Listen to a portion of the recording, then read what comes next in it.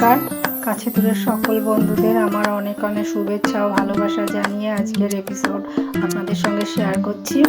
আজকে আমি করেছি পাবদা মাছের ঝালদা। এই যে পাবদা মাছের ঝালদা রেডি হয়ে গেছে। এটা খুবই একটা সিম্পল রেসিপি। পাবদা মাছটাকে ভালো করে ভেজে নিয়ে মশলা কষিয়ে অল্প জল দিয়ে পাবদা মাছ দিয়ে ঢাকা দিয়ে নামানোর আগে কাঁচা তেল দিতে হবে।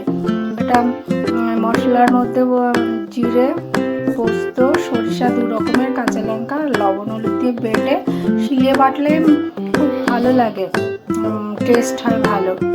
তার জন্য শিলে বেটে এই রান্নাটা করবেন, খুব ভালো লাগবে।